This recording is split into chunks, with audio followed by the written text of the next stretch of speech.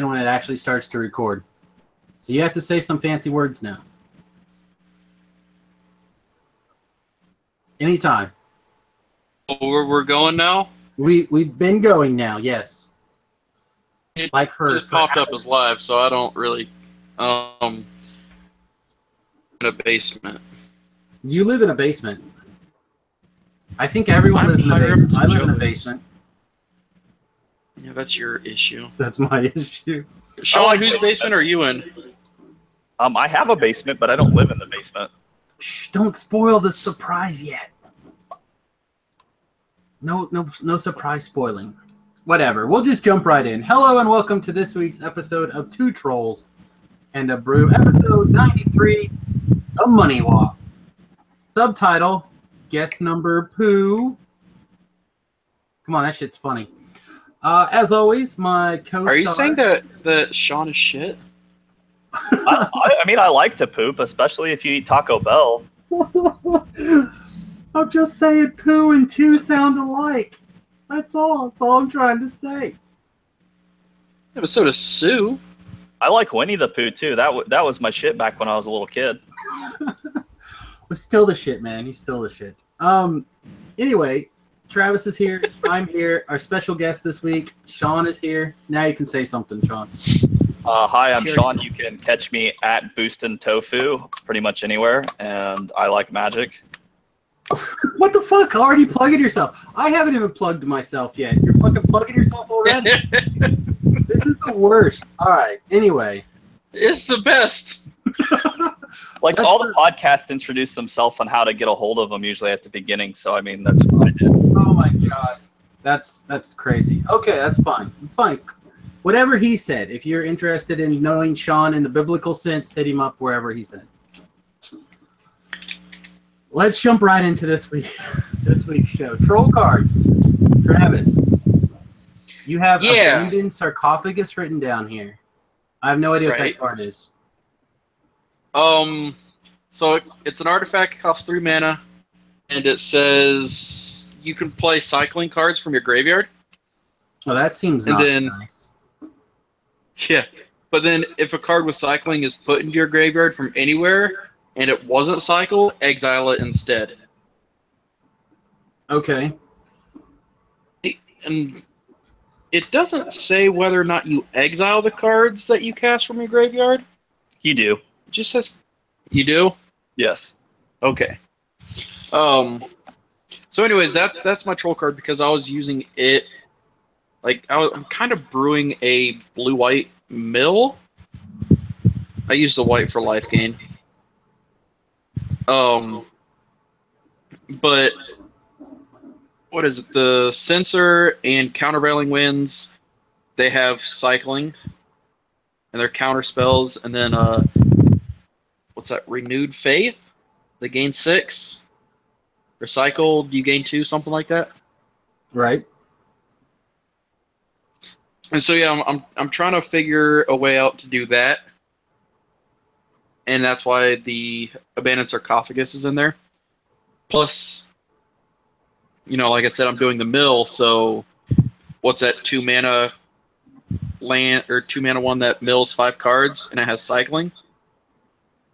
I gotcha. So essentially you can mill them for 10 before this hits.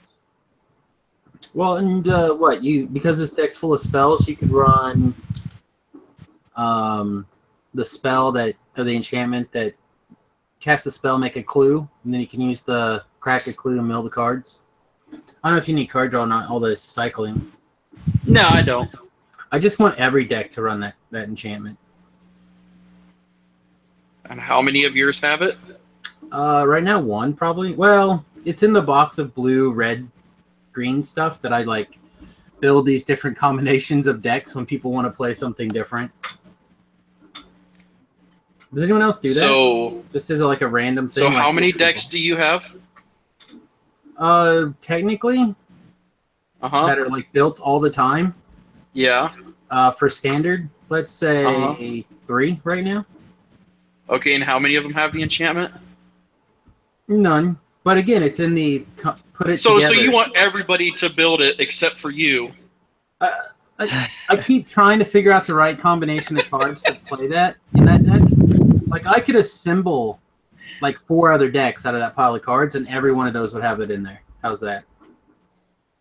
All right. Well, until you get all 4 of those decks built, I can't. They're all using pieces of each other. I went and looked up the Get card. more. It does say you may cast non-land cards, so it is a cast. Yeah, it just gets cast, and then it should probably go back.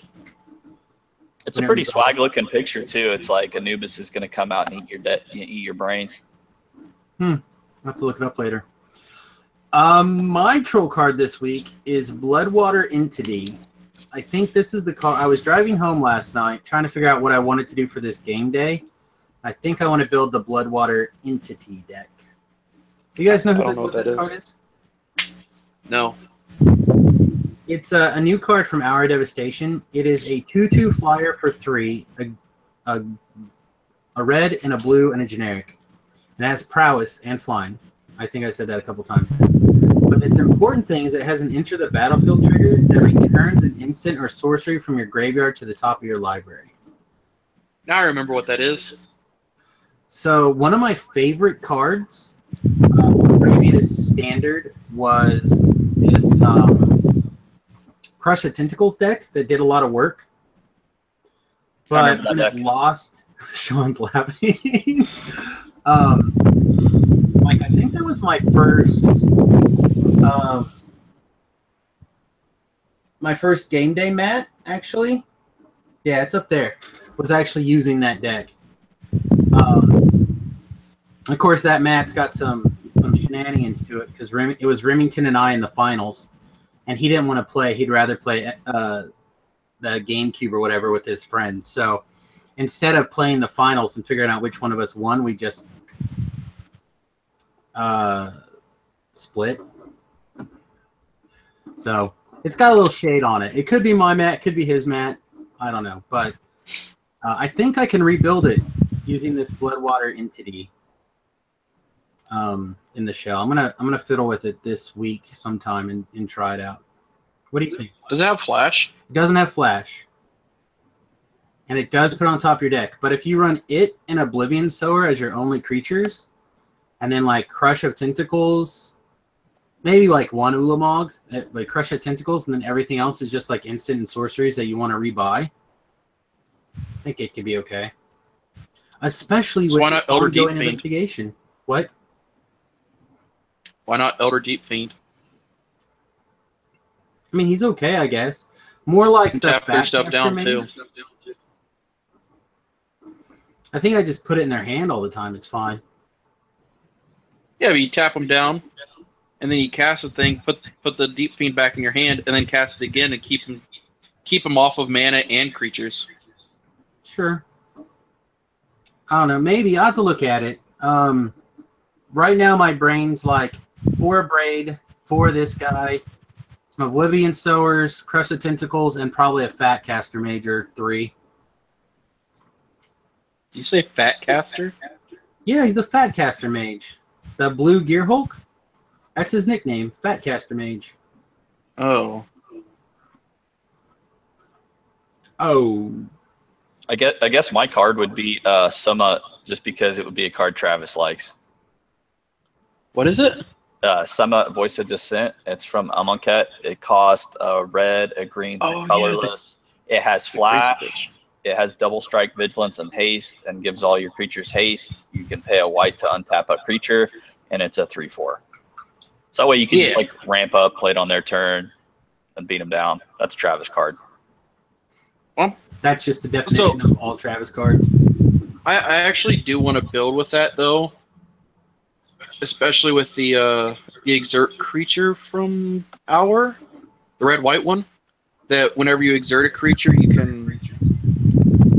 They basically take 1 and you gain 1.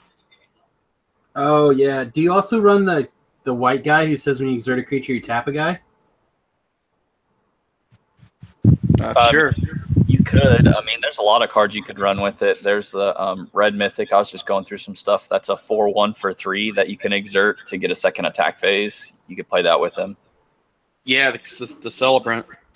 Yeah, but in this particular world of Standard that's full of abrades and shocks and magma sprays, something cute like that's probably not going to live that long. Well, yeah, I know. Most of the time they waste those spells at the early stages. It really depends on who goes first. Yeah.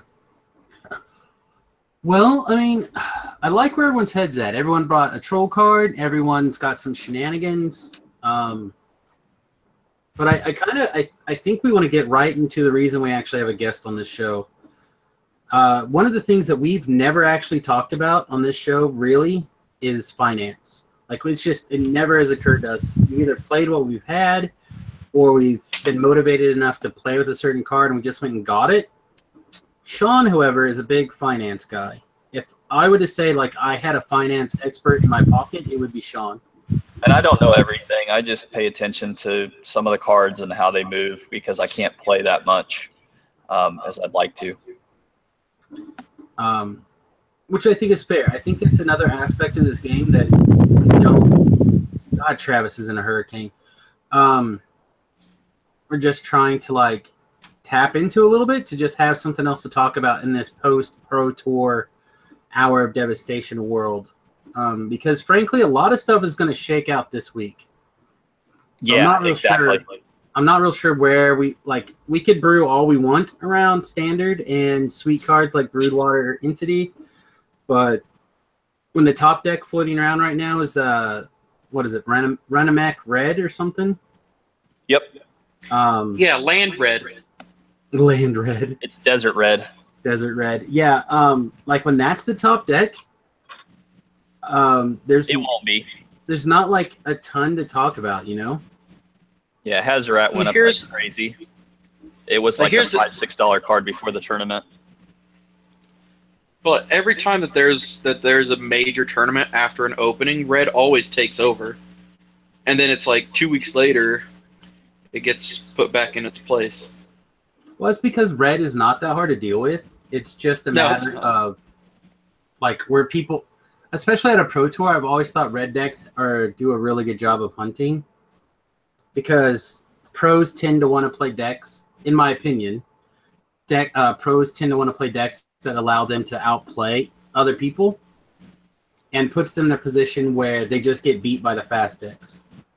And it's hard to make mistakes with those type of decks, too. I mean, you've seen the Asian guy that made the mistake of not playing a spell before his attack phase to get attacked with Hazoret and completely punted. I watched that live, and I just like... I felt sorry for the guy, kind of. Oh, man. I lost my shit, to be perfectly honest with you.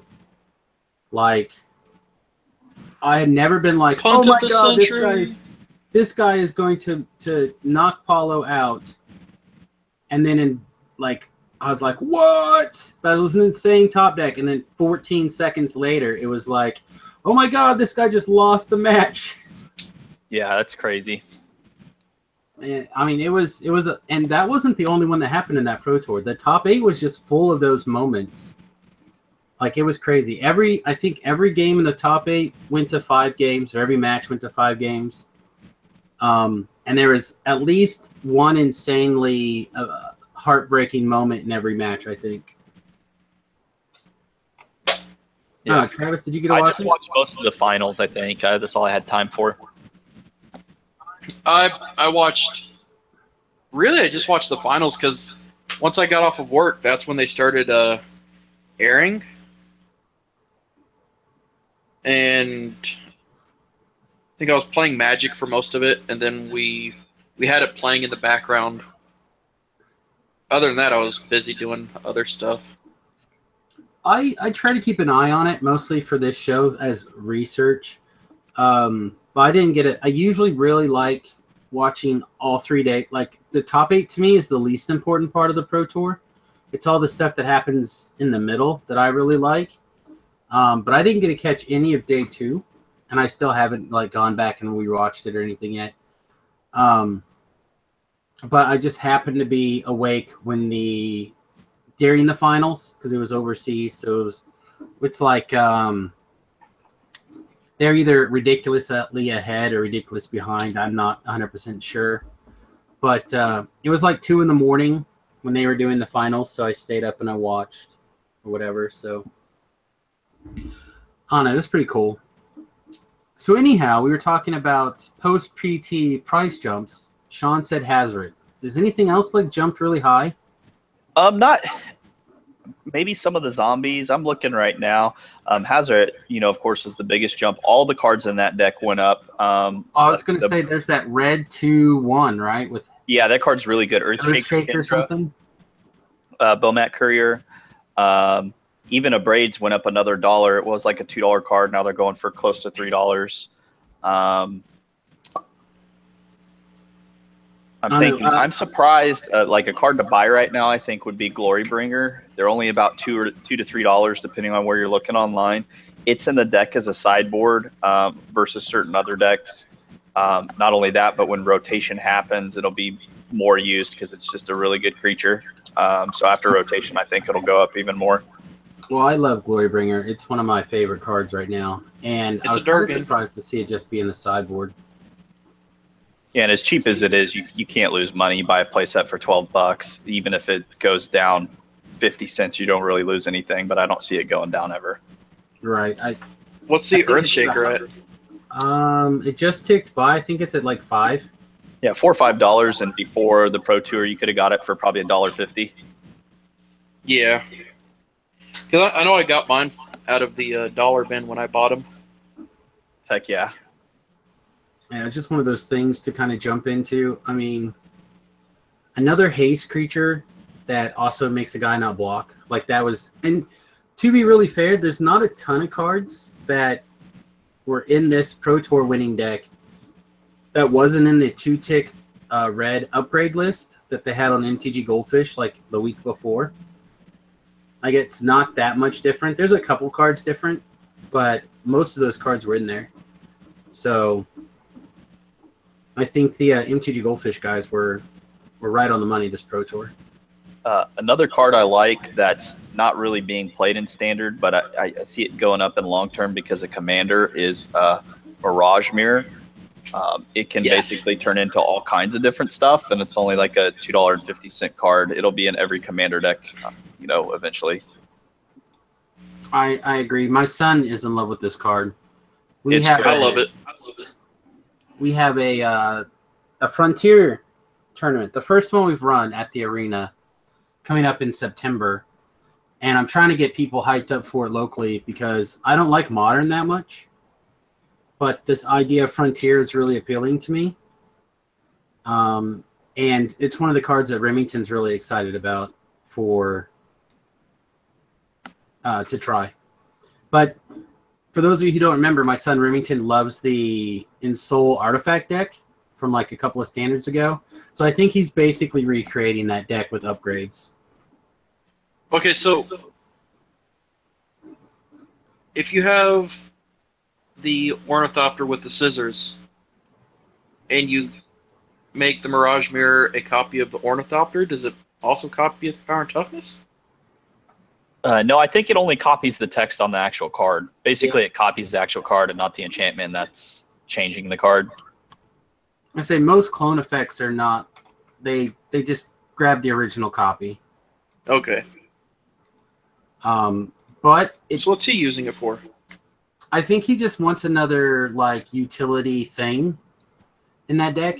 When he was playing it before, he ended up running like Master Waves, I think, as an alternate way to get through. Where this is just like another thing that he can like copy their big guy or just like he's got some weird ideas. I don't know everything. I've asked him several times to put deck lists together. As you can see, I have no deck list. No, he doesn't do that. I don't even do that. But yeah, I don't know. I think there's a lot of really interesting stuff in Standard right now with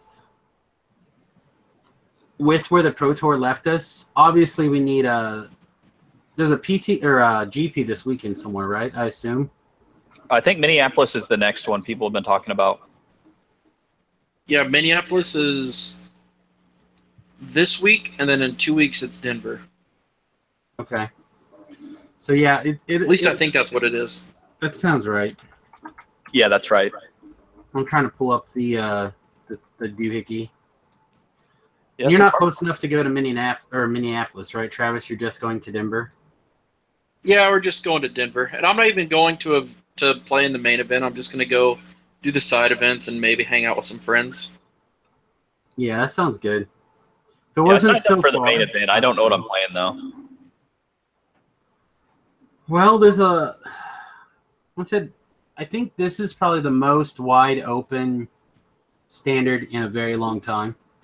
Like they just keep. Hey, Sean, this time don't get 3 draws. Yeah, I'll try not to. If I do, I might just jump off a cliff. Yeah, that's the spirit. So we can actually talk about this real quick. Like, I thought you were playing the blue-white, like vehicle/flash deck, right, Sean? No, there's no vehicles in it. It's just a flash deck. That's what I put together for the tournament, the F&M, a couple weeks ago. And Lucas beat the piss out of me with the mono red deck. That was a little different than what's going around. But basically, right now the format's changing. Like mono red just won. It's still a really good deck. I've been playing it on Moto. But Zombies beats the piss out of that deck usually, and it depends on who goes first and sideboards and stuff like that. But usually I lose to that deck. But it looks like there's a shift to control decks now, so I see that being what's going to be popular at the Grand Prix in Denver, unless the Grand Prix this weekend changes things. But like stuff like Sweltering Suns and Kozilek's Return and stuff like that's going to be really good. So when you're looking, you're mostly looking at like the 5-0 finishes in the Magic Online leagues and what you're seeing when you're playing. Yes, I've actually played competitive on Moto just to test to try and I've been trying to play a lot more to prep for the Grand Prix to see what's going around online, what has good matchups, and kind of to learn all the decks too, so I kind of know what they do. Right. Well, I know that with game day being this Saturday, you're probably not going to be able to make it because your busiest day is Saturday. Mm-hmm. Same. So these Sorry, are people Travis, who work on the weekends, not at their local game store. But I'm kind of hoping we're going to have a nice mixed bag. And if we do, I'll let you know what kind of happens. Yeah, I kind of been leading to something blue-red because you've got Nicobolas. Well, I mean, yeah, you got that. You could play black too if you wanted to get spicy. But Thing in the Ice, and then Sweltering Suns and Kozilek's Return, and then there's other creatures you could put in there that are good against the zombies in red. Like I think that's what you want to play right now, something that's good against both zombies and red, so you can basically eliminate half the format because half the decks at those tournaments are going to be those 2 decks. Well, not to toot my horn or anything, but that what is it? Whoa, jeez. That inspired creativity list that I was playing for the last game day, the previous game day, that thing really just like noms zombies and usually low to the ground decks like that. Name the card inspired creativity. I think it's inspired something creativity. It starts with an I. It's the mass polymorph. So you make like the red one. The red one. You make a bunch of tokens, and then you like play that for 4 or whatever, and you go get like your 4 glory bringers out of your deck, or you go get reality smashers and glory bringers. It filters off the top. Indomitable. There you go. Whatever the creativity spell is, and Snowman. It lets you. It lets you basically go over the top of pretty much everything. You do it for 2, you get 2 guys, whatever. But it's filled with just like rafts and ways to chump their blockers or eat their blockers or whatever all day. So I don't know. I really like that deck. That's one of the decks I still have put together. I need to look and see if it's getting any cards from our devastation or not. But it looks like Chandra shot up a little bit too. I was just going through some stuff. It used to be about $20. Now it's closer to 30. Oh, nice. Yeah, the 4-mana Chandra is real good. Still, it's almost like they finally made a good one. The 6-mana one was good too. It was all right. Oh, come on. Give her some lovin's. Let's see.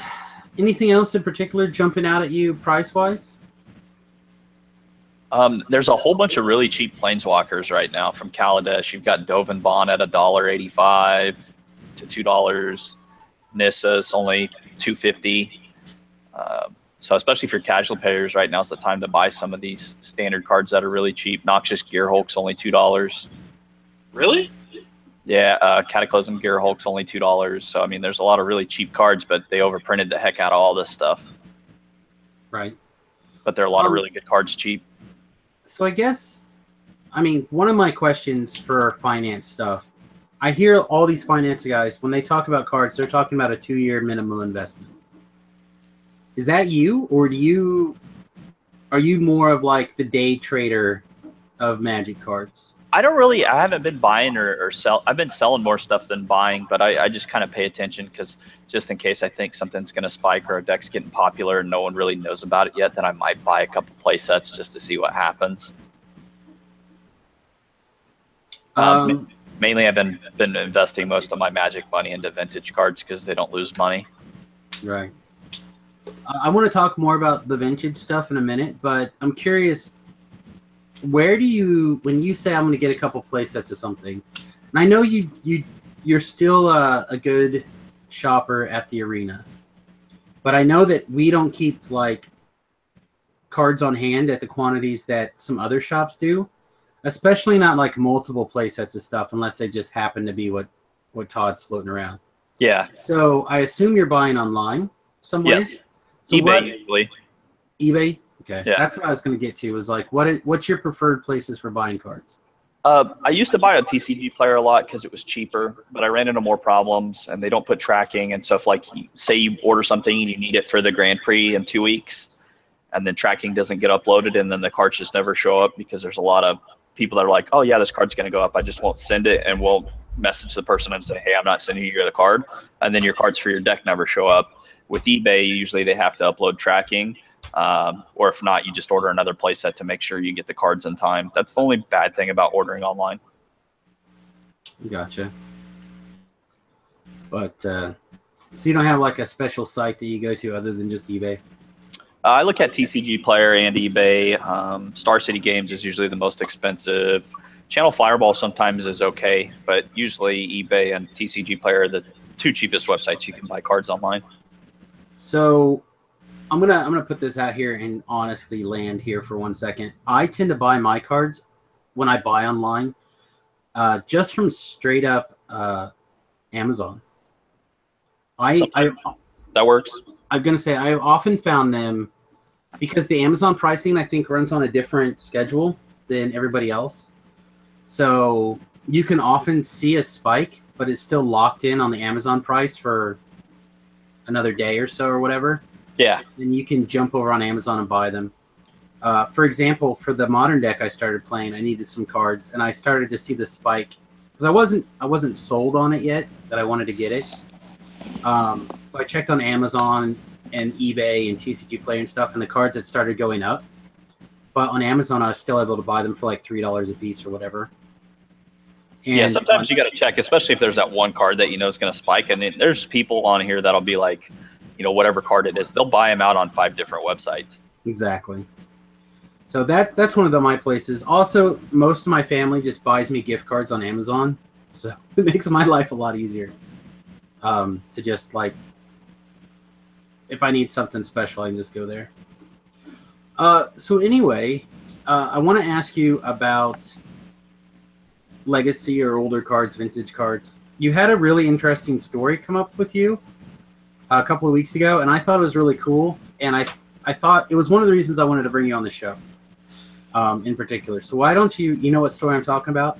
No, which one? The guy who was trying to sell the box. Oh, yeah. Actually, yeah, I should have been excited to tell people about this. So, like, I've been buying on Facebook, like, vintage and graded Magic cards, and sometimes on eBay a little bit too, but I've stopped spending money since. But I had somebody out of the blue, my cell phone rings. I'm at a friend's house. We're actually playing Commander, and I answer the phone. I'm like, from Florida. I don't know who it is. I thought it was a telemarketer. I shouldn't have even answered it probably. And they're like, hey, is this Sean? And I was like, yeah, who's this? And they're like, this is so-and-so. John Brown told me to get a hold of you because you buy vintage Magic cards. And I said, yeah, sometimes I do. I was like, but I don't know a John Brown, so I don't know how you got my information. And, you know, I kind of questioned him a little bit. and never really got anything out of them. But they're like, yeah, well, I have a box of beta, and I was like, oh, do you? And they're like, yeah, I'm trying to get $8,000 for it. And I'm like, well, that's not very much. They're like, yeah, we got it for $7,000. We're just trying to make $1,000. Can you just send us PayPal? And I said, no, because I don't know you and I don't have any evidence that you even have this. I was like, here's my email address. Send me pictures of what you got. I come home later that night, check my email. There's a box of beta with packs in it, and on 2 different camera angles. And I was like, okay. So I messaged them back and I said, I'm interested. Can you send me another picture back of this beta booster box with a piece of paper with your name on top of it, on top of the booster box, like with showing the packs in there? And they never did. So I knew it wasn't real. And they kept calling. They actually called me a couple days ago. I just ignored it. But they were just wanting to get the money up front, PayPal, and ship it to me. I even went as far as offered. I said, if this is real, I'll book a flight and I'll be there in 2 days. They're in Florida, and I'll just pay you cash, and we can meet at Bank of America. And that wouldn't work for him. So I knew it was a scam. Yeah, that was, I think, the part that was the most telling for me when you were telling me this story. Was like you were so adamant about, like, if this is legit, I'll bend over backwards. Let's make this happen. Let's meet in person. Let's get this done. And as soon as you threw in that let's meet in person kind of activity, is where you notice that they started getting real flaky. And kind of being questionable.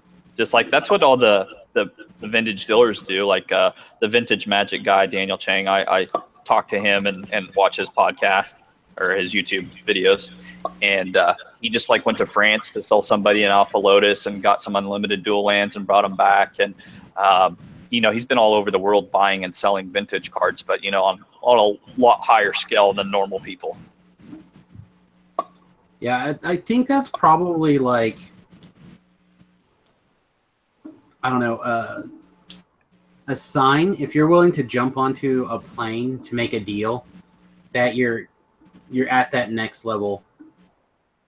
Like we know a lot of people who they'll like buy up everything the release weekend or whatever because they think it's going to go up, and then it might go up a little bit. They just turn back around and they sell it to the shop for a couple dollars a piece profit or whatever. And then these guys who they buy and sell all these things and they just turn around and sell like on TCG Player like crazy. And then there's guys like you who I think you're like one tier underneath starting your own shop, like a floating shop. There's just not enough money in it. The overhead, like to pay for a store and the I'm not talking I'm thinking more like how, and I'm going to use Big Head as an example, but like basically you have your stuff in binders, and which binders have which kind of product in it, and like you stop going to play in tournaments, but instead you show up with these binders when you make a deal in advance. Like, hey man, are you looking for an outside vendor? What kind of setup fee are you looking for? Like I feel like you're right underneath that notch. Yeah. And then you have the people, like I said, like Big Head, who have like these floating things. They'll like go to shows, or smaller shows, or they'll make a deal with the shop owner for like a PPTQ or something to come set up shop that day.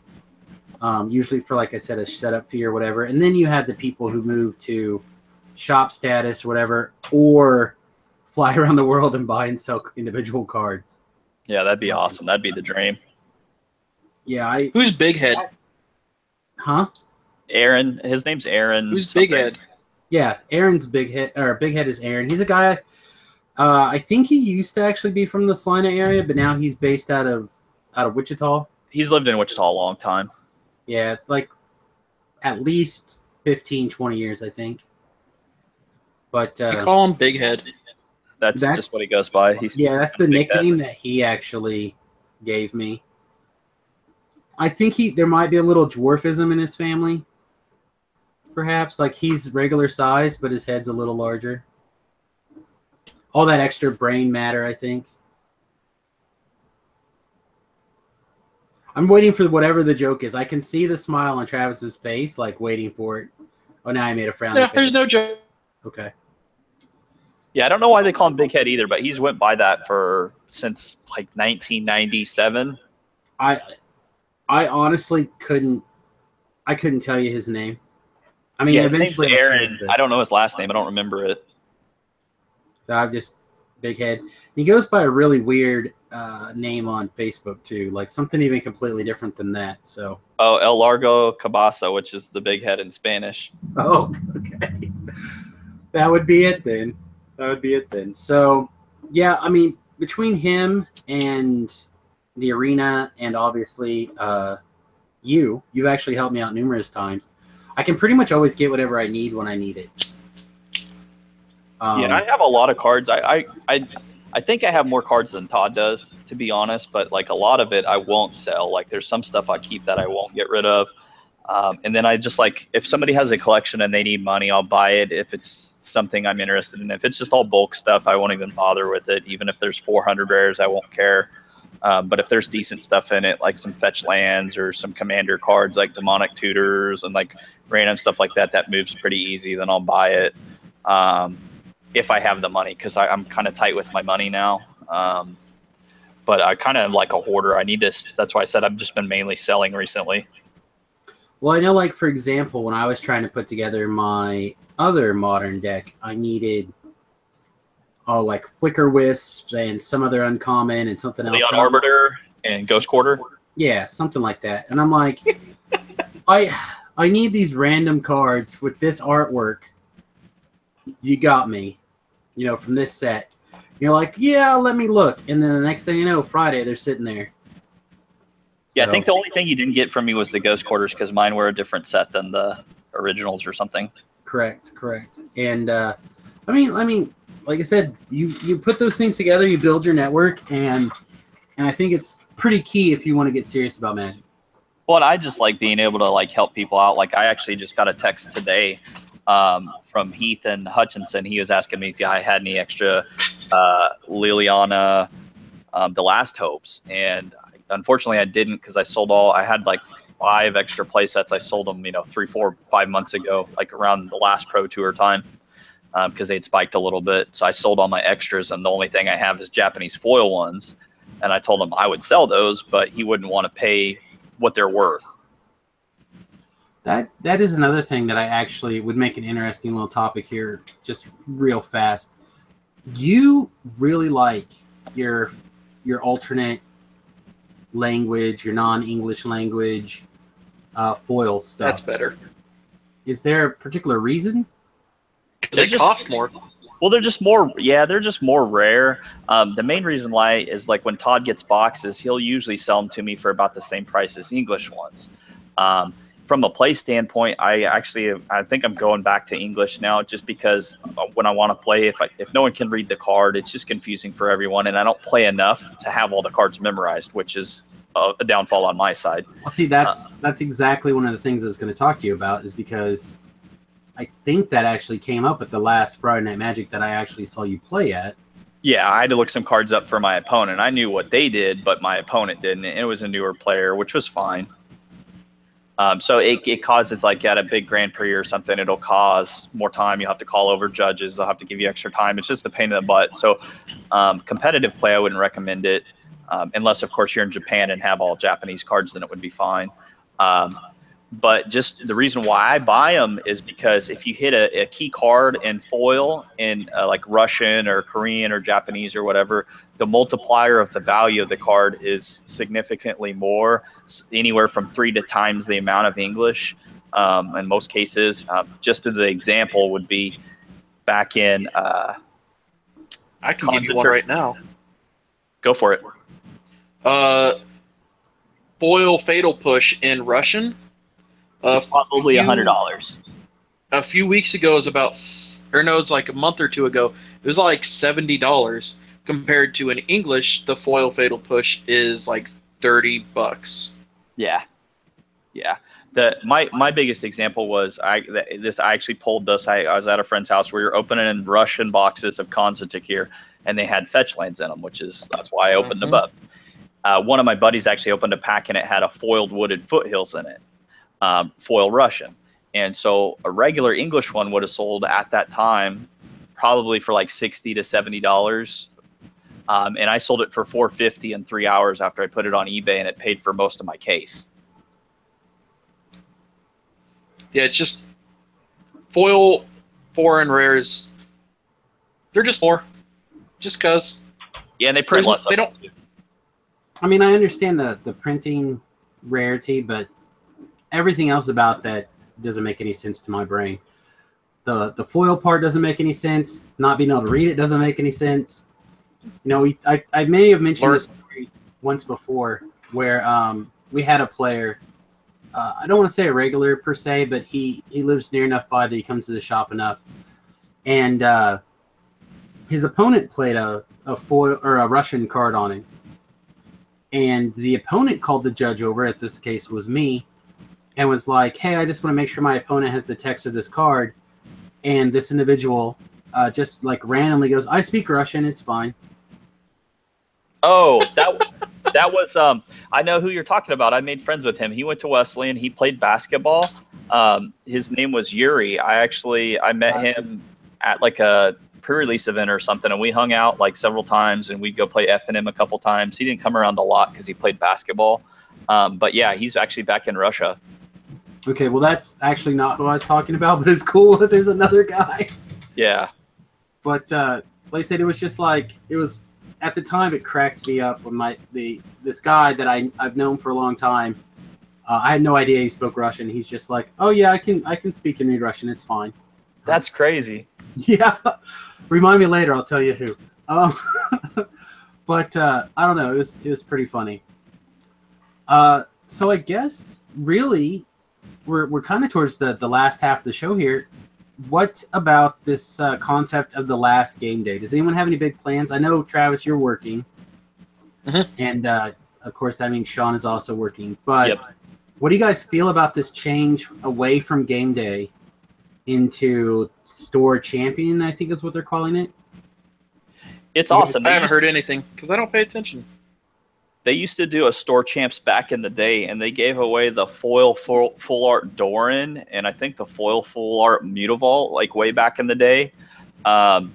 It was cool, but like the thing I think will be a problem for it, like and it's a problem for me, but it's a problem for a lot of people, is the days you do events, like they're gonna make F&M more of a casual night, but there's some people like if they work on the weekends on Saturday at noon, there's a lot of people that can't go to those events.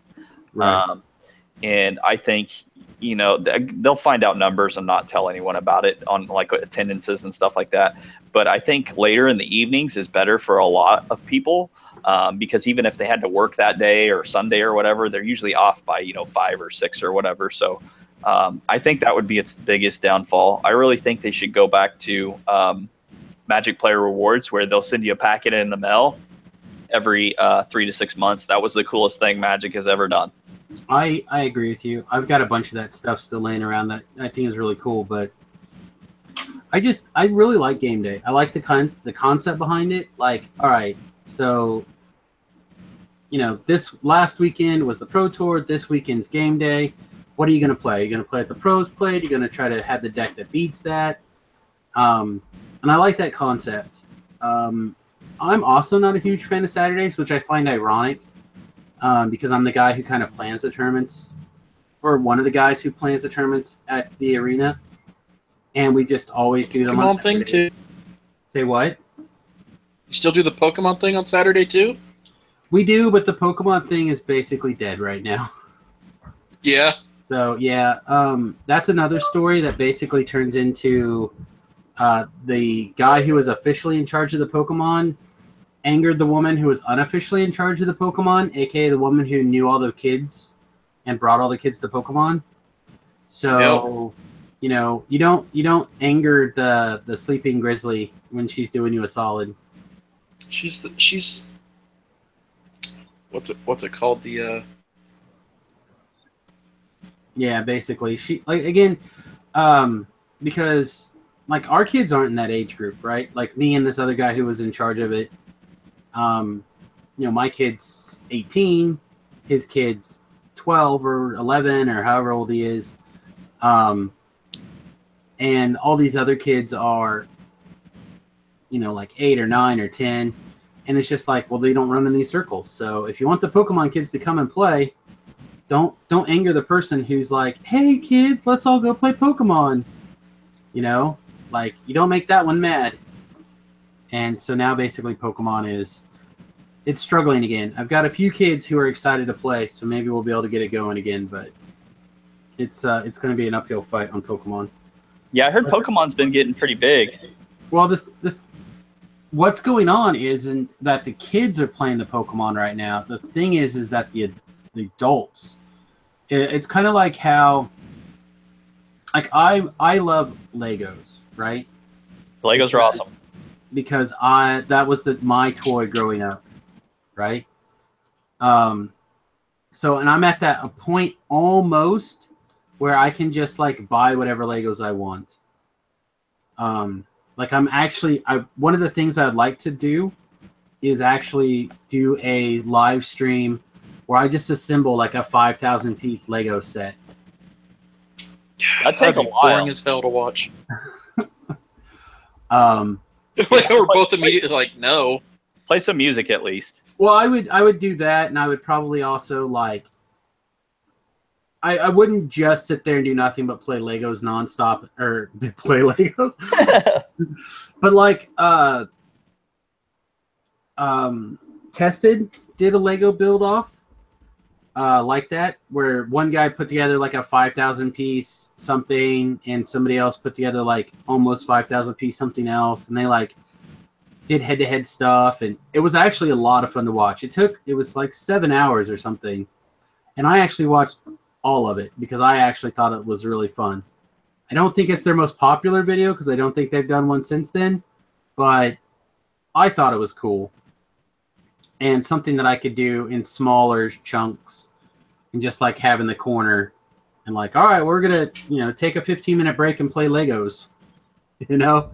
But yeah, my point is that the games that were the kids' games, now that the kids are a little bit older, they're moving back to, which is why I think Pokemon's having this resurgence now, because all the young men who were playing Pokemon are now starting to reach that 25 to 30 range, where they finally kind of got their stuff together, right? And now they're able to be like, you know what I miss? I miss Pokemon. And they can move back into it. You think Pokemon Go has anything to do with it?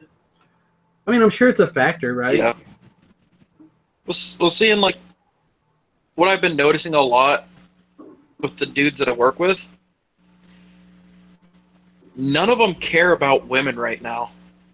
Like, most of the people, most of the people who are like mid-20s, like somewhere in there, like I want to say 23 to 28, they don't care anymore. Like, most of them got their partying out of the way and they started dating people, and now they're just like, well, keep in I mind, just want to have fun with my friends. The generation, because we're all a little bit older. I believe I'm the oldest, right? Like, by far. You should be.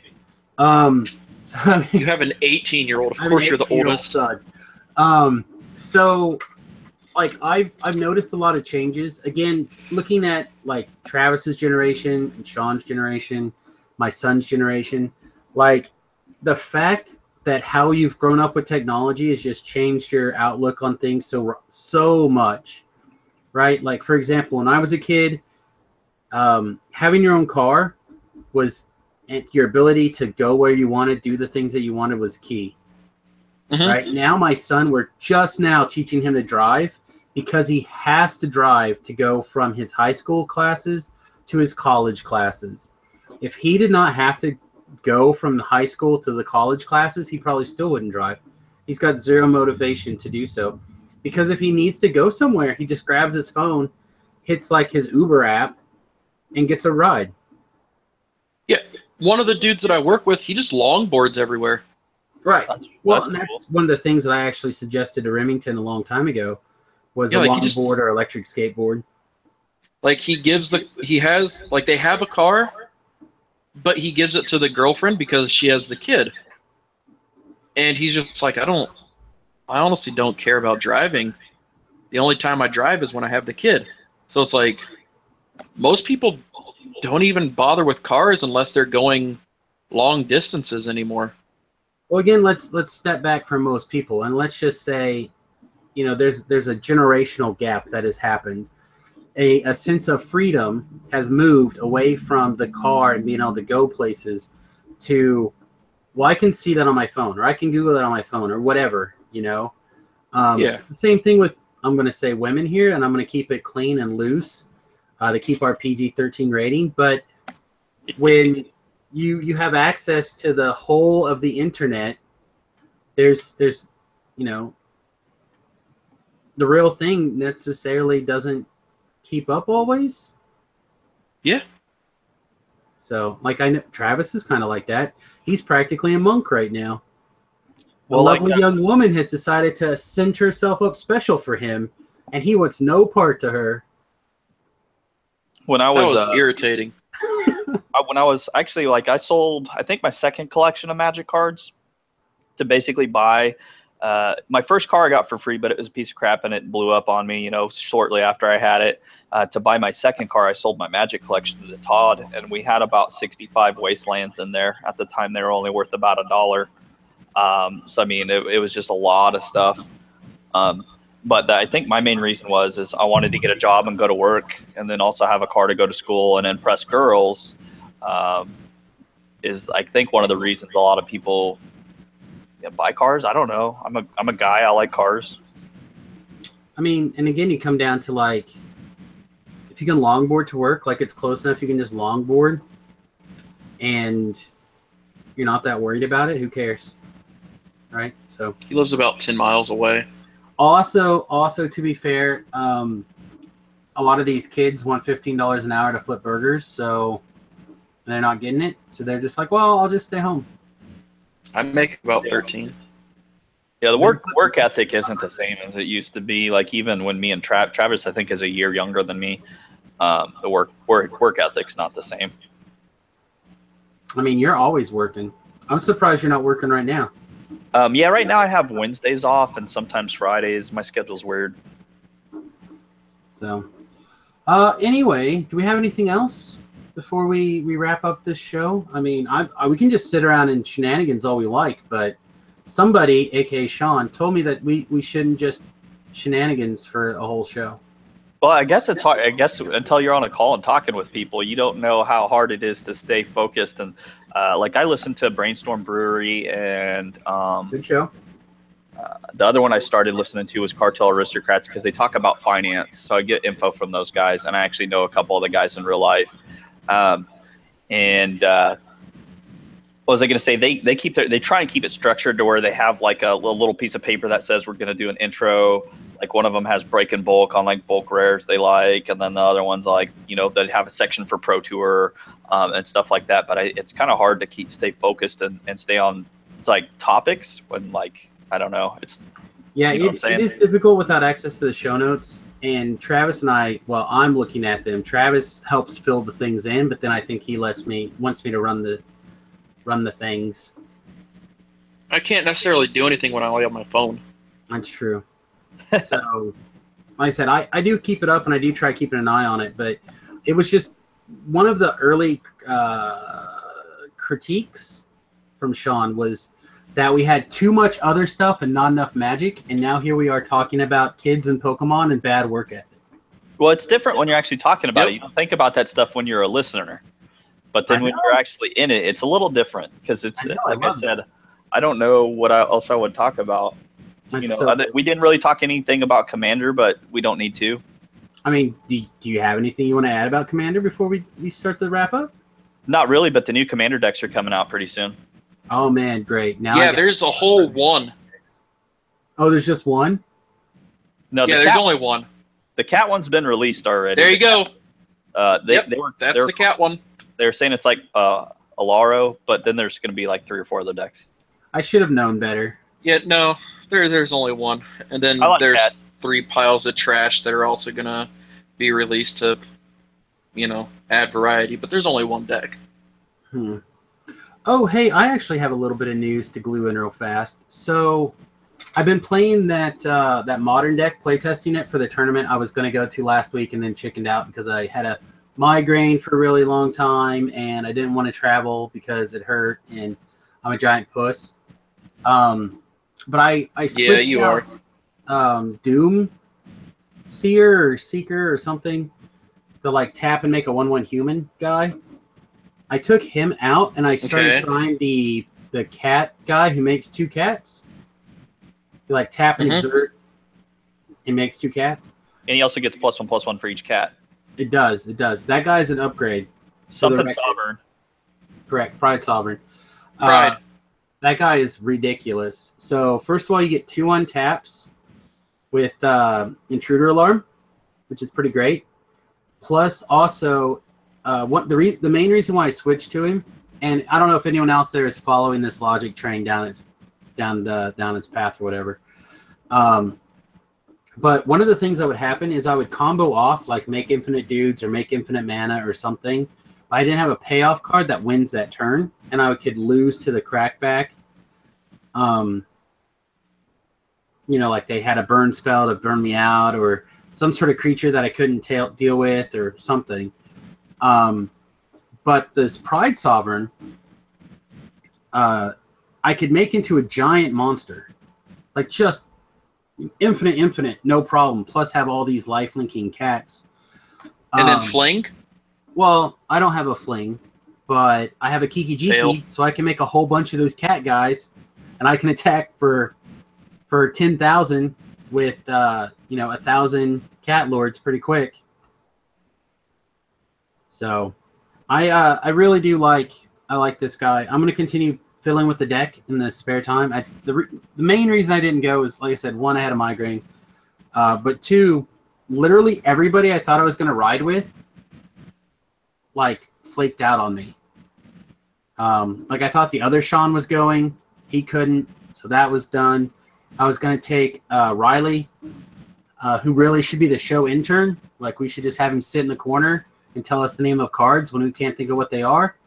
He's got a real good memory.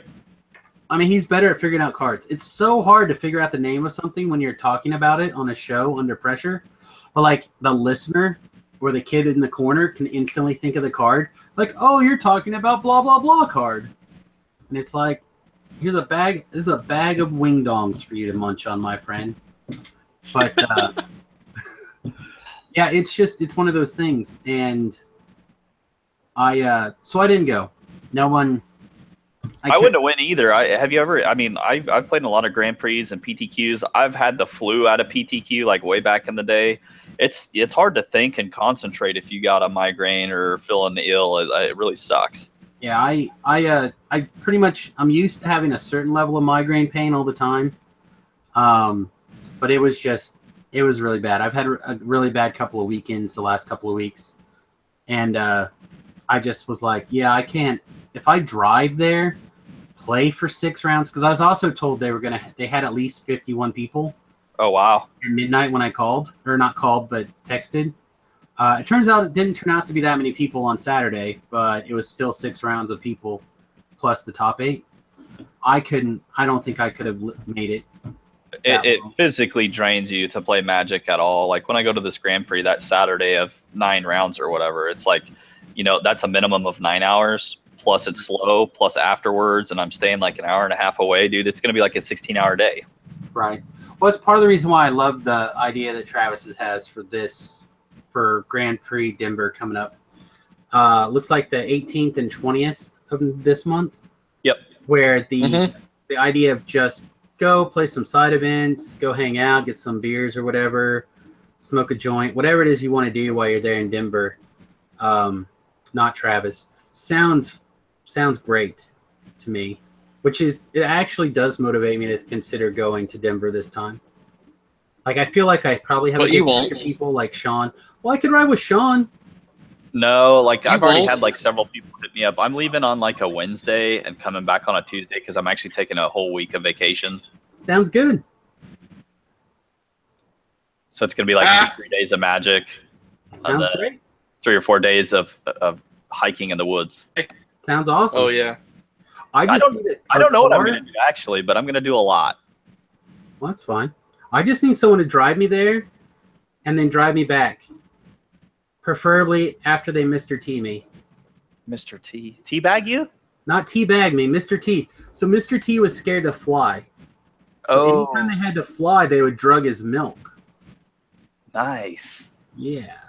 Classic A-Team reference. Yeah, I like him. And what's the guy's name? Doc or whatever? I used to watch that. Face was the man. Still is the man. Yeah. Now he's Rocket Raccoon. Pew, pew, pew. There's a really sweet t-shirt I just saw that says my Patronus is Rocket. And it's got like a ghost picture of Rocket Raccoon, like with his gun out. I think I'm going to try to get it. Because I've never been like a Harry Potter guy, but I'm pretty sure that's true. Like my Patronus is Rocket Raccoon. He's a gangster. Murdered you.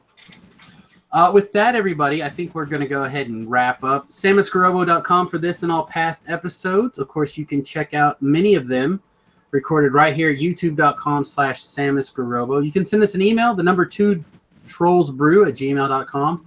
I forgot to check emails, so if you send an email, we'll do emails next week.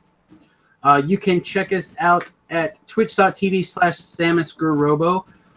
Once again, if you enjoy the show and you like to support us, and preferably if you already have like an Amazon Prime account, you get a free Twitch subscription.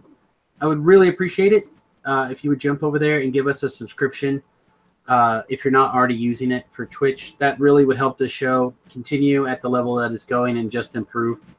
I want to take some money and get some t-shirts made here in the next month for the stream, and all that kind of stuff would really help. Also, twitter.com/turtlepower319, twitter.com/SamusGarobo. Everything kind of blurs together. And then we're going to give Sean 30 seconds to do his plugs. I'm on Twitter at BoostinTofu. That's BOOSTNTOFU. You can find me on Facebook and the Facebook forums. And then I'm also on Instagram. Should be at BoostinTofu as well. I follow you on both of those places, and other than you telling people that you're buying stuff or selling things, I never see you do anything. I post like some motivational stuff every once in a while, and like sometimes like people complain about how crappy their day is. And then I'll show them my crappy day and be like, my crappy day's worse than your crappy day. Grow up. So, Travis, with the idea of motivational stuff, give me some magic motivational stuff off the top of your head. Anyone. I'll change it to anyone. Throw some motivational magic stuff at me. I don't motivate people. Yeah, you can. Like, you mean motivate people to play Magic, or just like Magic cards that could be motivational, or what? Sure, Magic cards that could be motivational, or like flavor text or punny. So like, motivates me. How's he motivate you?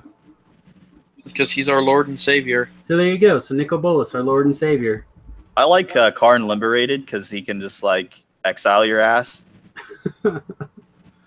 Unless I kill him with bullets. So like I don't know, you can't do like Travis is all about making people go away, right? So you can't be like Wrath of God says go the hell away and don't regenerate. No. He's more how do you want to wrap up the show then this week, Travis? Oh, you know what? What did happen to me this past whatever time I was doing the thing? Somebody put a neg1 counter on the Bantu that I got, and then they played Hour of Devastation. It was quite devastating to lose Bantu. Oh, because Hour of Devastation like takes away all their indestructible, right? Yeah. That sounds rough. Wait, that wasn't motivational. Well, troll on, everybody. Troll on, everybody. See you next week. Sean, this is where you get to say goodbye. See you guys.